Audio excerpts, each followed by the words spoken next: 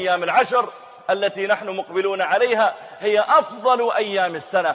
الذكر فيها أفضل من الذكر في طوال الأيام. الصوم فيها أفضل من الصوم في غيره إلا ما كان من رمضان. قراءة القرآن فيها أفضل من قراءته في الأيام الأخرى. الصدقة فيها أفضل من الصدقة في غيرها. بر الوالدين، الإحسان إلى الناس، صلة الأرحام، الحج، العمرة، كل عمل صالح أيها المسلمون في هذه العشر يكون أفضل من العمل الصالح في غيرها. قال رسول الله صلى الله عليه وسلم: ما من أيام العمل الصالح فيها أحب إلى الله عز وجل من هذه الأيام، فأكثروا فيهن من التهليل والتكبير والتحميد. الصالحات في هذه الأيام أفضل من الجهاد في سبيل الله. إي والله أفضل من الجهاد في سبيل الله. وبعدين محتاجين وقفه، محتاجين صفحه جديده مع ربنا. لما يكون واحد عنده مشكله بينه وبين مدير الشغل، فيقوم واحد يقول له انت عايز تصالحه، يقول له يقول له احب يوم اليه واحسن يوم ممكن تزوره فيه بيبقى فاضي يوم الجمعه مثلا، واحب هديه بيحبها جدا الحلويات مثلا، هات له احب هديه وروح له في احب يوم، تبدا معاه صفحه جديده على طول. فلتكن لنا اعمال نتقرب بها الى الله. يستحي الانسان ان يقدم على الله ويديه صفرا، وأعظم ما يمكن أن يؤتى أداء الفرائض على أكمل وجه.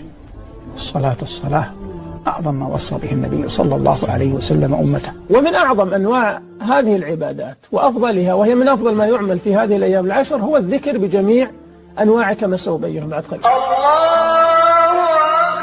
إنها العشر المباركات، إنها العشر المباركات، إنها العشر. فأكثروا فيها من التكبير والتحميد والتهليل.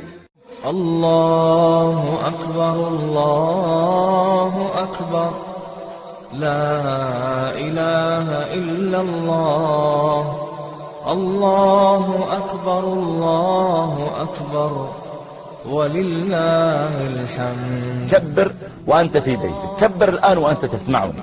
علمها أولادك أن يكبروا. إذا خرجت إلى السوق فكبر، إذا خرجت إلى المستشفى فكبر، إذا مشيت إلى المسجد فكبر، إذا صليت في المسجد فكبر. إنها العشر المباركات، إنها العشر المباركات، وليال عشر.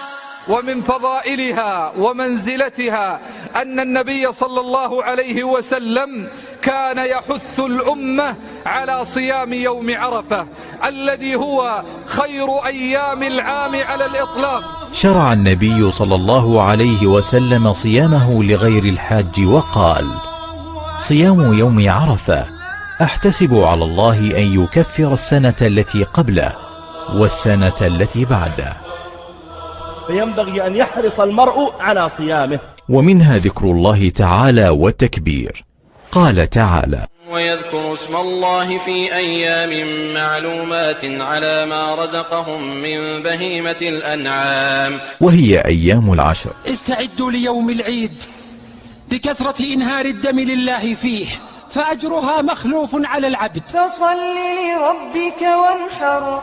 هذه هي أيام الذكر والتكبير والتهليل. وسبح بحمد ربك قبل طلوع الشمس وقبل الغروب.